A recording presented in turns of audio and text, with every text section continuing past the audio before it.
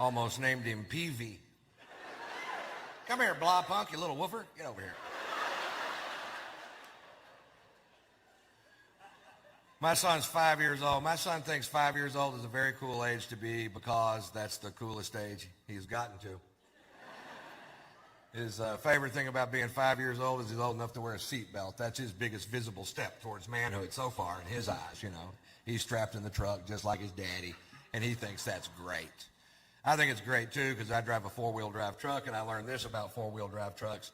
It doesn't really matter how big the motor is or how big the tires are. Your macho days are over when you strap a car seat in the front of that bad boy. You just can't show it off to your buddies, you know what I mean? You can't make yourself go, what, that? That's got the Vortec V8 running 285 horsepower. Yeah! That's a man-at-the-walk power winch. That'll pull 28 tons right out of the ditch. Yeah! That's a play school car seat with the Big Bird steering wheel attachment right there on it. That's Bert on the blinker, Ernie on the windshield wiper. That's Big Bird in the middle. You can honk that fat bastard if you want to. Hell, in 2 weeks, I'll have the Cookie Monster flip mirror. Back-ordered it on me. I don't know how to drive the truck anymore. I bought this big two-story custom van to tour in, and it's kind of neat. It's got the James Bond couch in the back where you push a button, and the couch in the back automatically turns into a bed. And I'm like, well, that's cool. I finally got something over those Mercedes-Benz driving in-laws of mine. You know what I mean? When I first bought the van, I was real proud of it, and I took it straight over to my brother-in-law's house to show it off because he's such a prick. He takes one look at my new van and goes, I can't believe you didn't buy a Mercedes-Benz.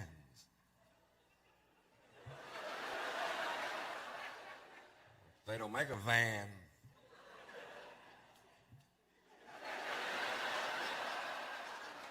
They hate it when you do that. He goes, Ron, I don't think you fully understand the intricacies of Mercedes-Benz engineering. Why, I've got the 3-inch windshield wiper that keeps my headlight clean in a rainstorm. I got a place to fuck your sister.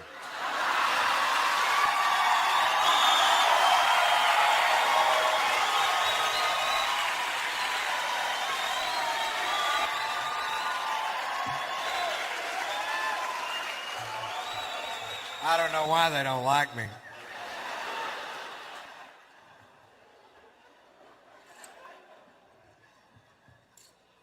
Bet you wish you had one of these.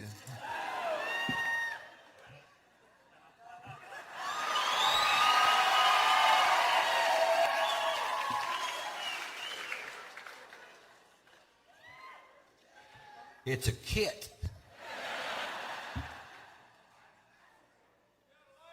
Kidding. I don't want to screw up good whiskey. Tasty. Actually, that was all bullshit. I just got a divorce. I just wanted to do those 3 jokes before I told you. And I'll tell you what went wrong, and because I feel like I can be honest with you folks, and you won't judge me, or maybe you will. I don't care. But I'll tell you, it's very, very difficult to marry out of your class. I come from a lower middle class family. My daddy worked his ass off his whole life for not very much, and that does not make you better than me. You know what I mean? My dad was a good man. And, right. And they're always going to just look down their nose at you like you're supposed to be carrying some piss bucket for them or something. And if you're not willing to carry the piss bucket, it ain't going to work. And she got convinced in her crazy head that I had sex with this girl in Columbus, Ohio. And I did, and I'll tell you why. When you enter into a monogamous relationship with somebody, you usually do it at a point in the relationship when you're having a lot of sex. So you're willing to sign the papers. I'll only have sex with you, ever, ever, ever, ever. Well, if that person stops having sex altogether, why, you find yourself in quite a pickle. I'm a pretty good dog, but if you don't pet me every once in a while, it's hard to keep me under the porch. I'm not as flexible as a real dog. But I'll tell you what happened, too. I was in Columbus, Ohio. I hadn't been laid in 3 months. 3 months. You can't go 3 months without having sex with me. I'll go have sex with somebody else. I know. I've seen me do it. I did a show one night. I came off stage. There's a gorgeous woman, maybe 35, 40 years old, long black dress, slid up to her waist. Gorgeous. Give me a second. Gorgeous. And I walk off stage. She goes, I thought you were hilarious. I want to buy you a drink. I'm like, I can't do that. I'm married. She goes, I didn't ask you if you wanted to have sex, big boy. I asked you if you want to have a drink at my place. I'm like, all right. Well, you know that little guy that sits on your shoulder that reminds you of your prior commitments and your moral fortitude? I didn't hear a peep out of that guy. He hadn't been laid in 3 months either. He was speechless for like 20 minutes, and he was like, suck her titty. I'm like,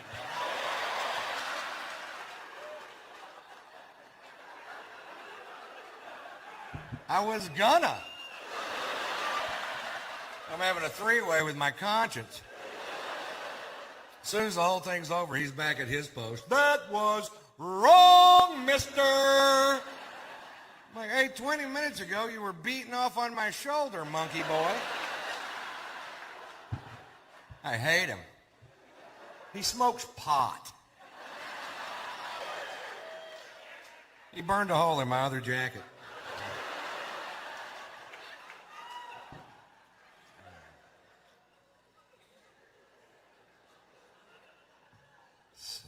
I've been spending a ton of time in Los Angeles. I learn things when I go to L.A. I learned this. They have bikinis now made out of seashells. I didn't know that.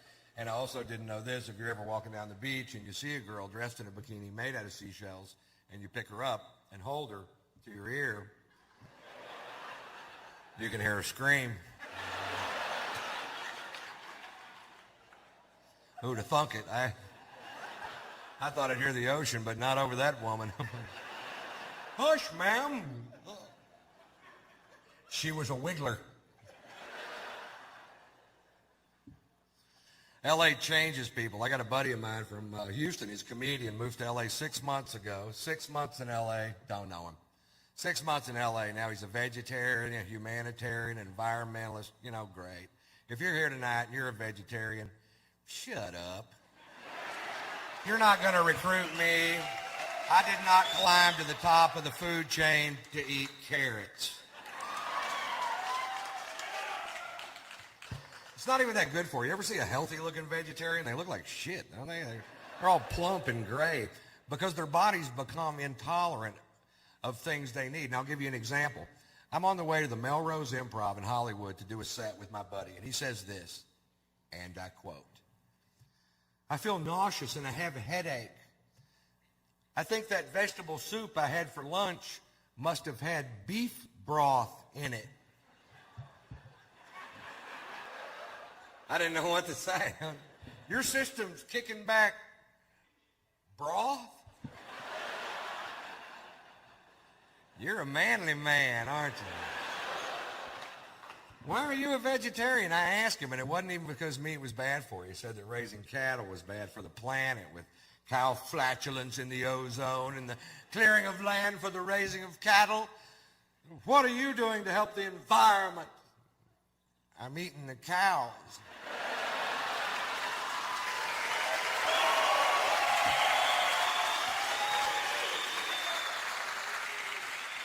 But I'm only one man. Whatever the hell that meant. Every time I read a newspaper in Los Angeles, California, I get pissed because things don't have to make sense in L.A. I read an article in the paper in L.A.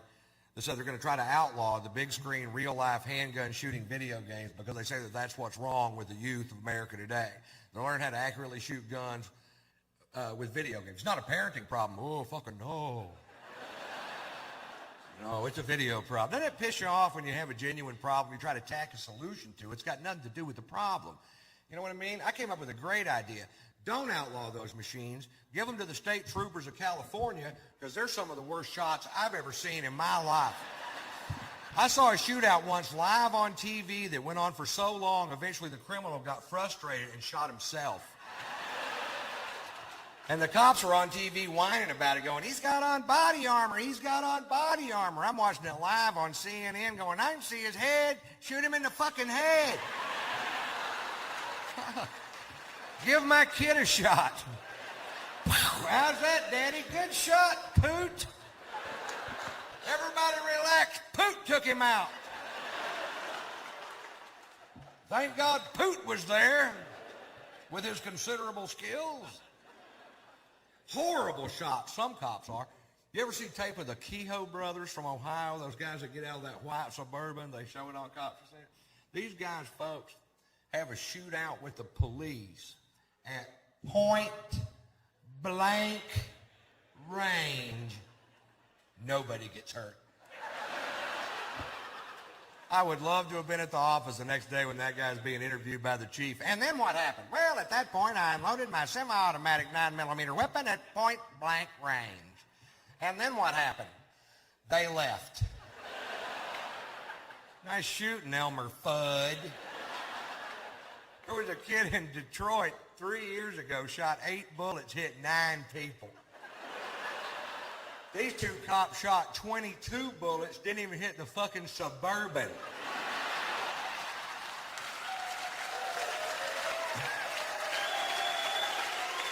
Give those guys a roll of quarters, drop them off at the mall. That's all I'm saying.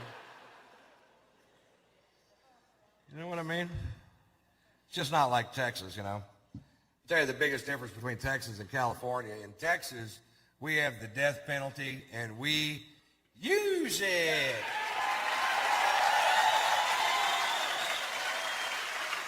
That's right. If you come to Texas and kill somebody, we will kill you back. That's our policy. We're trying to send a message to the rest of America, and the message is go somewhere else and kill people. Go to California. They don't give a shit. I was watching a case on court TV when I was out there. I got so mad steam was shooting out of my ears. This guy's convicted of a triple homicide. This guy kills a grandmother, a mother, and a granddaughter without provocation. A crime so heinous I can't even fit it in my head. He's sentenced to death by a jury of his peers, and right before it comes time to carry out the sentence, a group of people on his behalf, stand up and they go, we can't kill him. He's too crazy to know we're killing him. And what the hell are we arguing about? If you don't know the difference and it makes me feel better.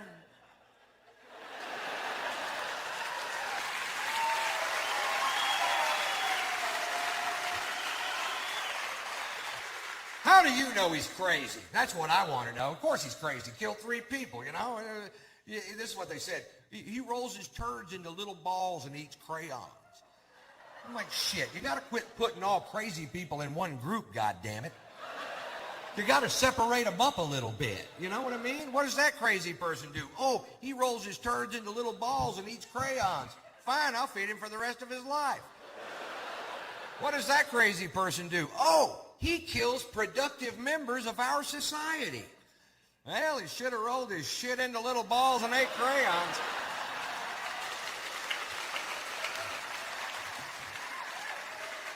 Because the penalty is much less severe. We're trying to pass a bill right now through the Texas legislature that'll speed up the process of execution in heinous crimes where there's more than 3 credible eyewitnesses. If more than 3 people saw you do what you did, you don't sit on death row for 15 years, Jack. You go straight to the front of the line. Other states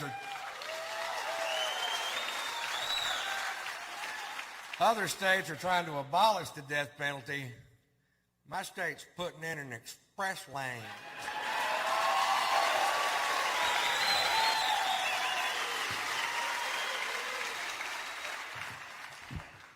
I did that bit out in California, and this guy comes up to me after the show, and you could tell he was nervous to talk to me, and he goes, what if this were the day I wanted to give my life to Christ? It wasn't. But what if it would have been? I'd have been screwed, that's what. I have no idea what you'd ever get the Queen of England for her birthday. That's got to be a tough old broad to shop for, doesn't it? I bought my wife a breast implant for her birthday, and I've never been a big fan of plastic surgery, but I got to admit, I've had a lot of fun playing with these things. I haven't given them to her yet.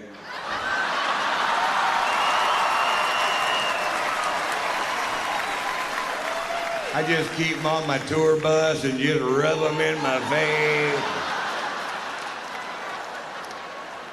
I'm glad they clean up easy.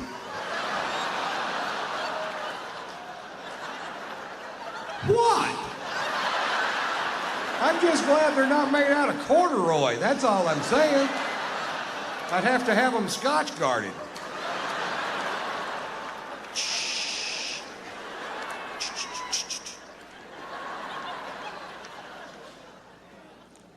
I find it a little ironic that the product that I use to keep from ruining my sofa should I spill my drink on it is actually called Scotchgard.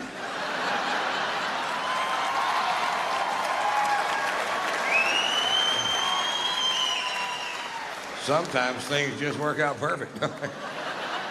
Yeah, I'm looking for a product that'll protect my sofa should I spill my scotch on it. What do you have? We've got Scotchgard.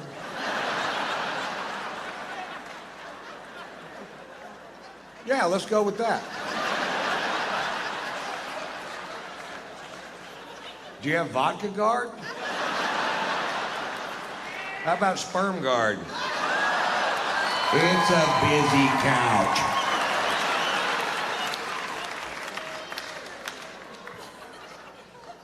I found out when I got back from Europe that I was being sued by a paper plant. That's what the lawyers are for.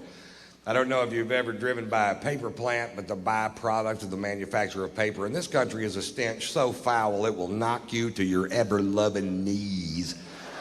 Crown Paper in Houston, Texas is suing me because I said on stage in Houston, Texas that Crown Paper was making the town stink. Like I let some big cat out of the bag. Oh, we didn't know it stunk till you brought it up, Ron. Come to think of it, it smells like a hard-boiled egg fart in this town. Is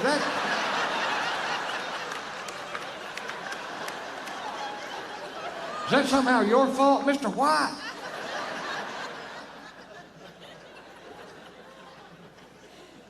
The reason I brought it up, I'm from Houston, and as a child, I lived literally in the shadow of this paper plant. And as a child, I thought the whole world smelled like that. I didn't know.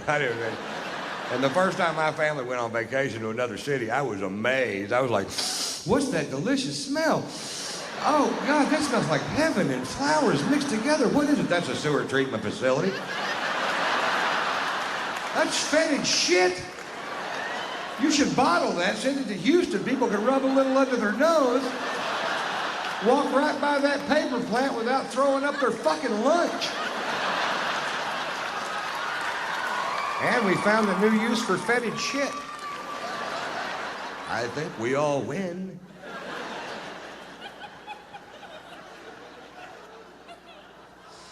Actually, the reason I brought it up, I'm from Houston. I don't live there anymore, and I was just back in town doing some shows. And one morning I was reading the Houston Chronicle, and there was an article in the paper about that particular paper plant. And it said in the article that depending on which way the wind was blowing, that 2 million people could smell the stench produced by this one paper plant at a time. That is a big odor. If it was music and 2 million people could hear it, they'd make them turn it the fuck off.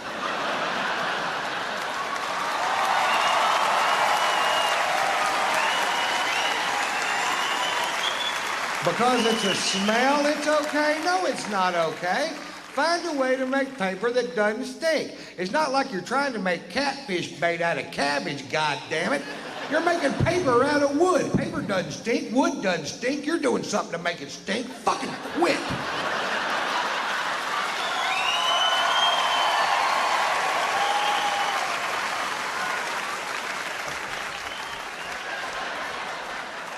That's me dancing on my soapbox.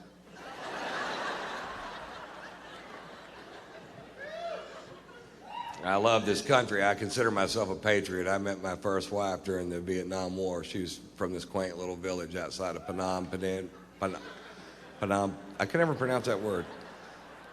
Vancouver.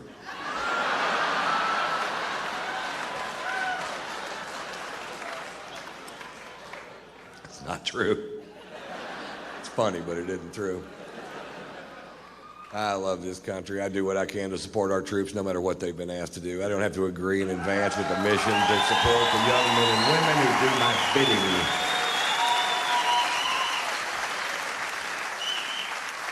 Last year I went on a UFO tour.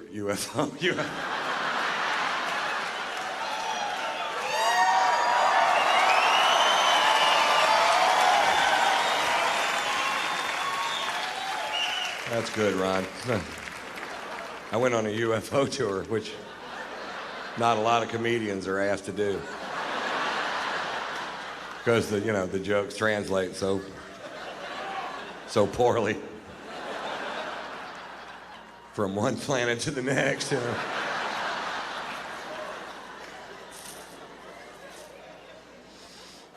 These are legal aliens.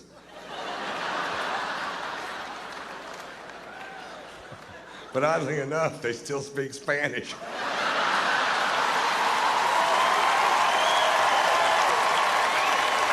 I went on a USO tour, and I'll tell you the difference. Earthlings.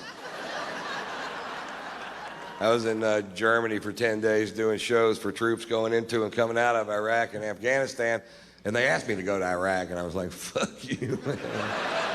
I'm not going to that shithole. I'm 50 and fat. I'll get shot. I couldn't dodge a goddamn donut if you threw it at me.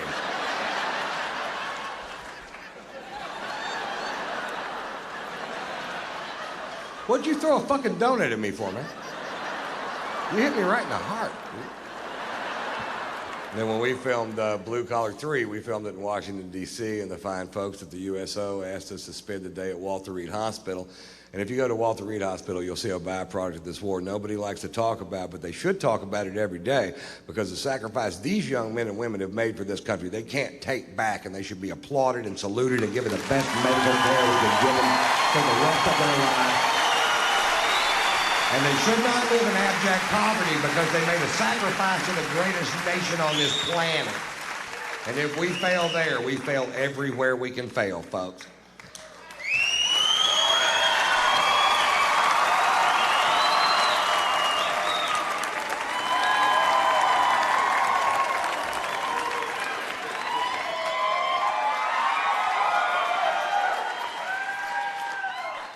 To the troops, guys. Cheers.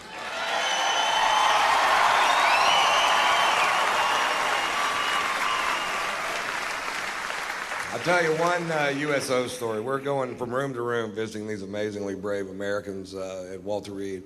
Me, Jeff Foxworthy, Bill Engvall, Larry the cable guy. We go to this kid's room, and this kid is mangled. I don't know what they'll ever do for him. The only way he could talk was to hold a finger over a hole in his throat. And he breathed in, and he wouldn't use a lot of words, but what he said was very poignant and very funny. And I was just sitting there admiring him, going, who the fuck is this kid to be this brave, you know? And I carry a man bag, and in the bag are cigars and cigar cutters and lighters and reading glasses and sunglasses and Tampax and my wife's titties and all the things I need to make it through an afternoon. We're about to leave this kid's room, and Foxworthy goes, you know, you're the only person today that didn't make fun of Ron's purse. And this kid goes,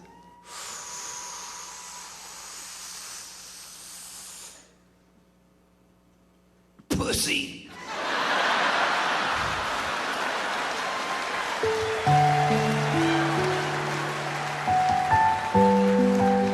That's the only time I've ever seen Foxworthy snot.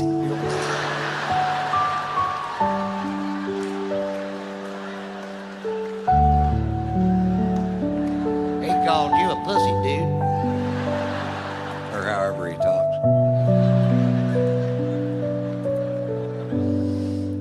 I love this country. I don't think this country's perfect, but I don't think any country is. And I think there are ways I could help improve this country, but nobody in Washington will listen to me because of my behavioral problem. There are three ways I think I could improve this country. I could improve the heightened state of awareness system in this country. I could help fund the war in Iraq. And there's an immigration problem. They want to build a wall all the way from the Gulf of Mexico to the Pacific Ocean, to a specific ocean, which they've already chosen.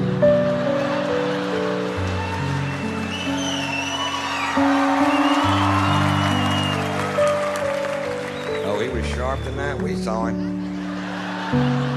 Went on a UFO tour and took a trip across a Pacific Ocean, which he had already chosen in advance.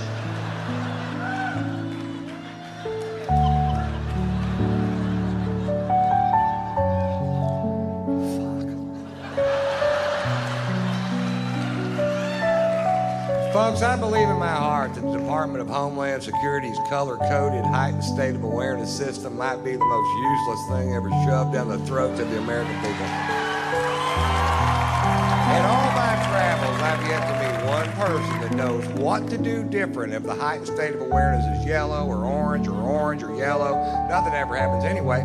I haven't met one person that knows that there are 5 heightened states of awareness in this country. Did you know that, sir? Fuck no, you didn't.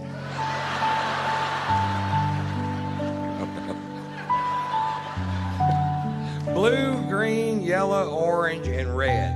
Apparently, when the heightened state of awareness is blue, you don't even need sunscreen. You can just walk outside naked. You can't even burn my cock.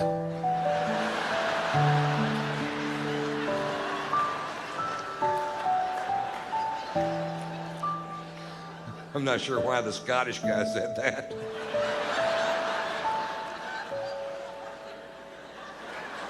You can't even burn my cock.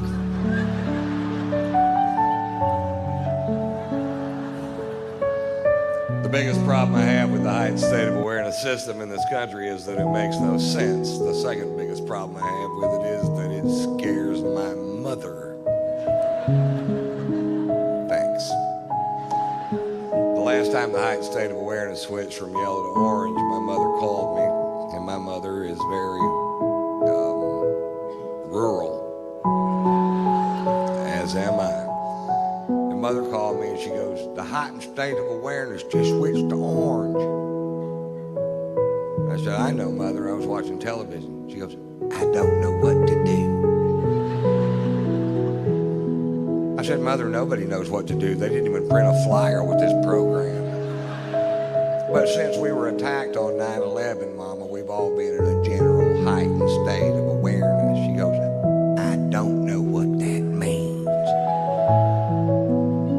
I said, well, Mom, if you're getting on an airplane and the person in front of you has 7 H's in their name and a basket of fucking cobras,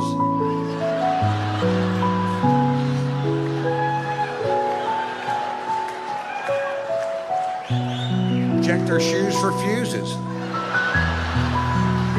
And that's not racism, that's profiling.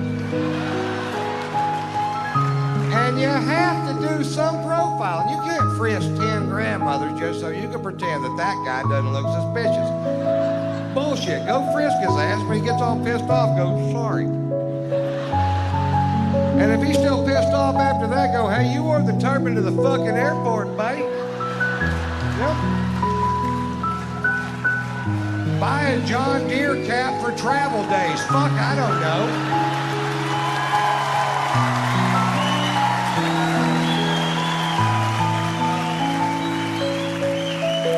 Buy a John Deere turban. Do they make them? I'm sorry, we're a little edgy.